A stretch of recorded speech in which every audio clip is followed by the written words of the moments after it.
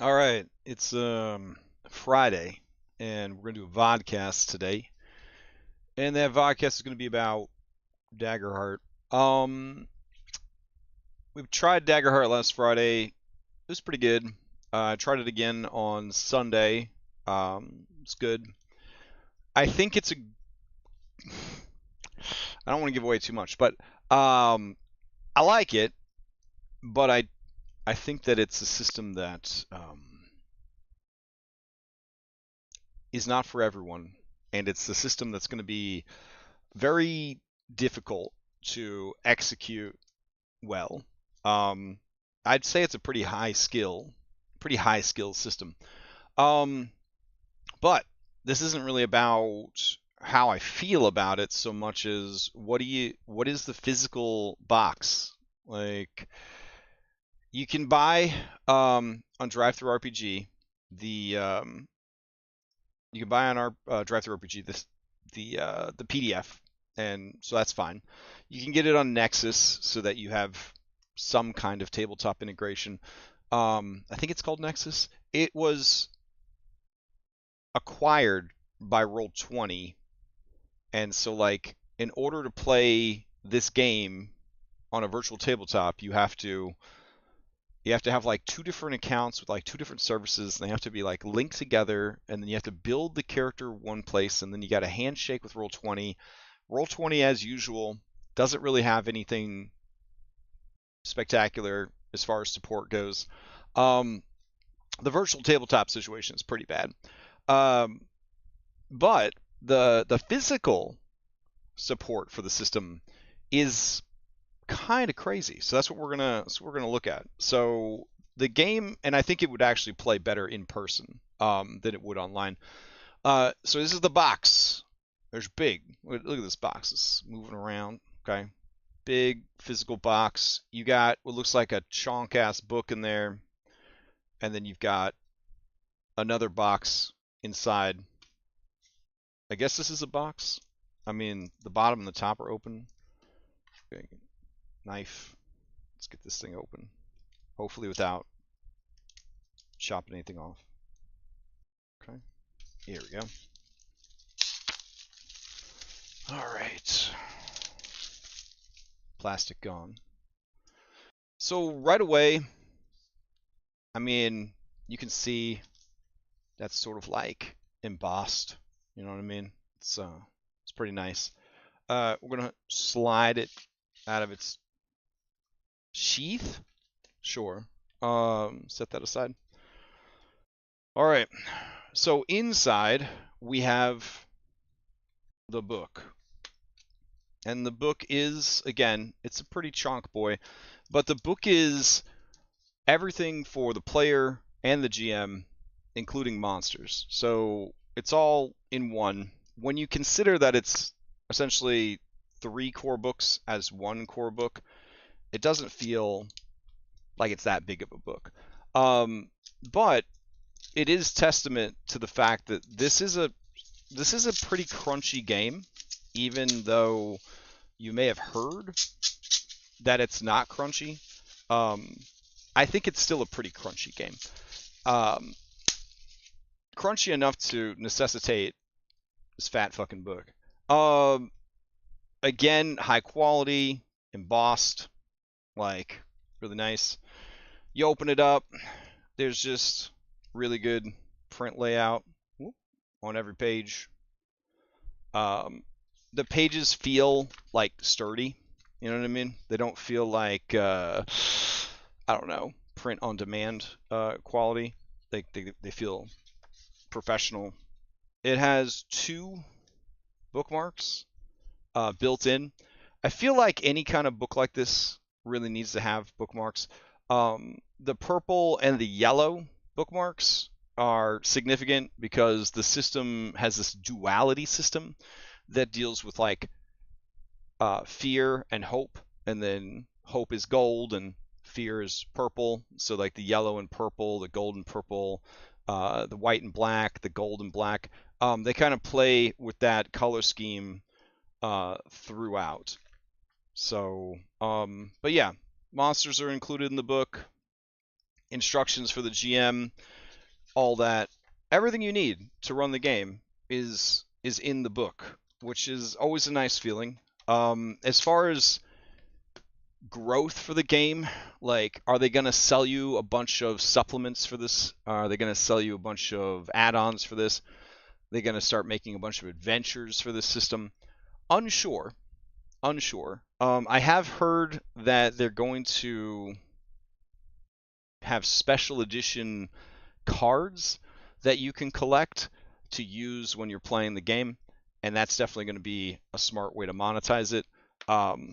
As far as like new content goes, it certainly has a lot of room for growth without too much difficulty. And they do have an open game license, but the open game license is it's pretty draconian. I'm going to be honest. It's one of those open game licenses where they can claim ownership over anything that you make for the game. So yeah, it's a little rough. I don't know how much homebrew support they're going to get after so many third-party publishers nearly got, burned or did get burned by the OGL scandal. So it should be interesting to see how the open gaming license works for this product. All right, let's go ahead and open up the box. So the box has a mysterious nature spirit, got like 2 moons, very evocative, really feeling it. It's, again, playing on that, gold and purple duality, right? They kind of carry it through everything that they're doing. So when we crack this boy open, it got a little magnet to hold it in place. And then there was all these cards inside. Oh my god. Ah! And the cards, there are 6 decks of cards.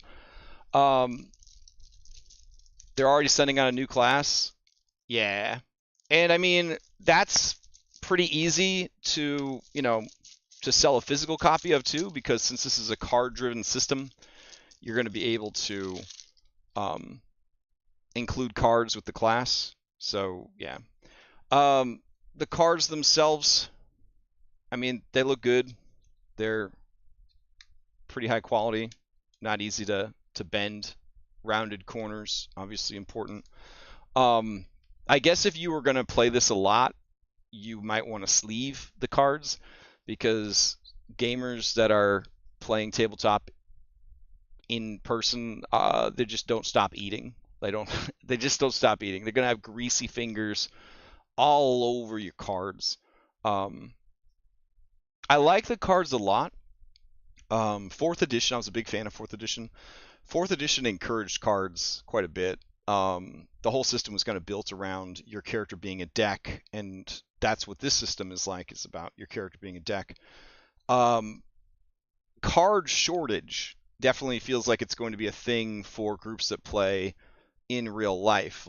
So it's kind of smart to do a card-driven system, because ideally everyone's going to want to buy their own starter kit.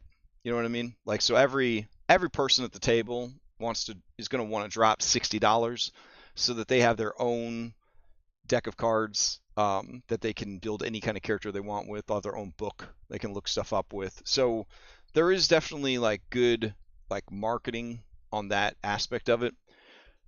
One of the things that was kind of rough about 4th edition, and I might be misremembering, I feel like it was hard to get physical copies of the cards.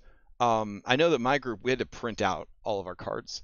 And there were tools, like you'd build your character in the online character builder, and then it would say, here are all your cards, and it would give you sheets of 9 cards. You'd print them, you cut them out, you sleeve them. But I do love the idea of having these nice, beautiful cards, and as you kind of look through them, you can see this is your character class, this is your this is the art from the book of the wizard, once again, here. So all of the cards that are wizard, they don't have unique art for every card. You're gonna look through and be like, oh, there's my wizard card. So it's kind of cool.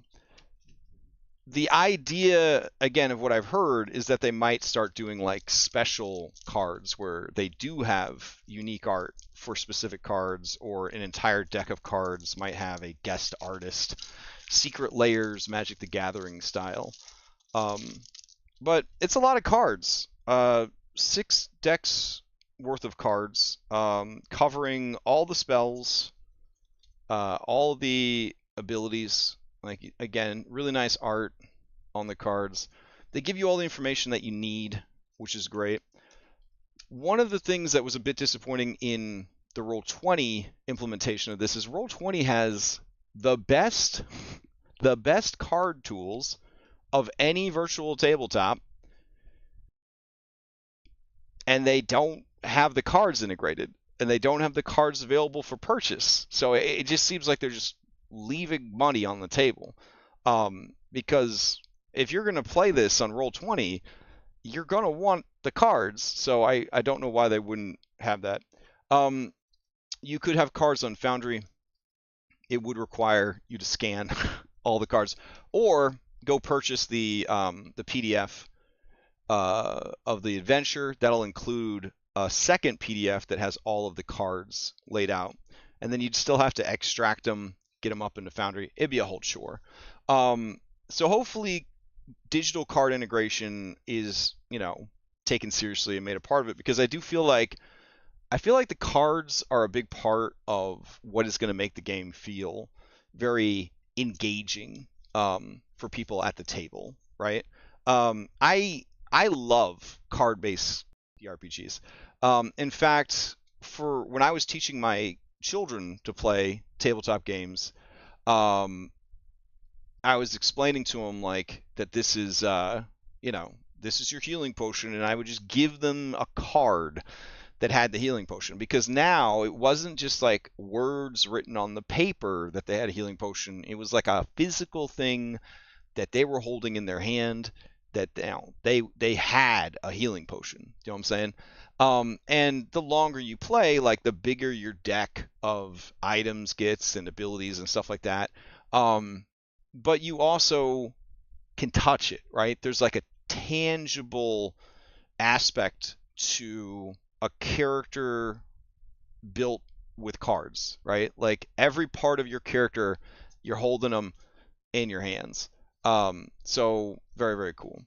Dom saying you can get them off Demiplane if you got it on Demiplane. Okay, so Roll20 card integration will work, but you have to have purchased the cards on Demiplane, not Nexus, Demiplane. Okay. And then they have a digital card maker where you can upload your own art. Well, that sounds really cool. That part sounds really cool. And that's pretty much all there is to this box set. Is just a card for every single ability, every single spell, every single domain power. I'm assuming, I haven't gotten through all 3 of these decks, but I'm assuming that it covers heritage, community, and all that stuff too, which is amazing. Looking through the book again, I continue to be impressed as I interact with the book, that it's just like, I mean, you wouldn't expect anything less from Critical Role, but like the art is all so evocative and beautiful. Um, I don't know. It's just really good. One of the things I do at my day job is like I do like layout for print materials and stuff like that. And so it is nice to look through this, and they don't have like a busy background or anything. It's just real easy to read. Like they didn't try to like fake paper in the background or anything like that. Like as you're reading through, you can just see the information that you need as you go through. Fantastic. Um, they keep sort of this like branding going throughout, of just the yellow and the purple. Um, I don't know. I'm really impressed with it. Overall, I'm really impressed with it. So I think it's good. I think it's really good. And I guess that's all that's in the box set. I say that like I'm surprised. Sometimes a box set will come with like dice. Sometimes it'll come with little standees, miniatures and all that kind of stuff. But this is a very focused product. And I think for $60, getting the entire game system is not bad. I don't think that's bad at all. Um, but I do think that if everybody at the table wants to have nice, official, fresh cards, you're probably going to want to buy multiple sets just to make sure everybody can have their own cards, or just start printing them out, I guess. But yeah, it's pretty cool. I also like the idea with the cards that you could use the cards while you're playing VTT. So while you're playing virtually online, you could, as a player, have your character deck in front of you, and you could use that as sort of your tactile, tangible way of managing your character while you're playing the game.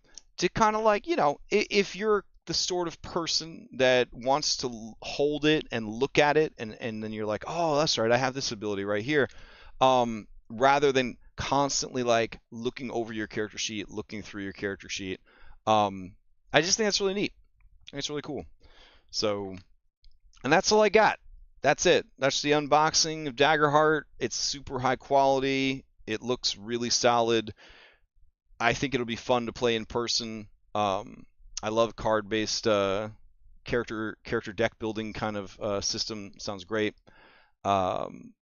Anything that's inspired by 4th edition is always, in my opinion, it's a good move. 4th edition was a great system that just came out at the wrong time. That's no other explanation for it, really. And later tonight, around 7, so like an hour and a half from now, Dom and I are going to do a vodcast, and we're going to talk about the game. Unless Dom's right there. Dom, do you just want to like, you want me to stop this stream and then we just start the vodcast right now, 5:30? Just go, get it out of the way, then you have time to prep for your game? I don't know, you tell me. Yeah. So, oh, I see you. Tabletop Simulator for Daggerheart. Tabletop Simulator could work. Also, if everybody has their own cards, you could use, was it Tailspire? Remember the one that's like Virtual Dwarven Forge? I feel like Tailspire would be kind of fun for this system. I think it could work pretty good. But yeah, I think it's great. I think it's great. I'm not a huge Critical Role fan. I enjoyed Series 2 quite a bit, but I didn't really get into any of their other stuff. But like, I know that they take a lot of pride in what they do, and this is it shows in this product. Like, it's very, very good. I'm only going to speak to the quality of the product in this video, and I'm only going to talk about like my impression of how well made it is, how well laid out it is, how well designed it is. All those things are great. As far as what I think about the game itself, well, we're going to talk about that later tonight on the vodcast. All right, so I'll see you then. Sounds like we might be starting early, so maybe 30 minutes from now we'll start at 6 p.m. do the vodcast. So I'll see you then, or maybe I'll see you later.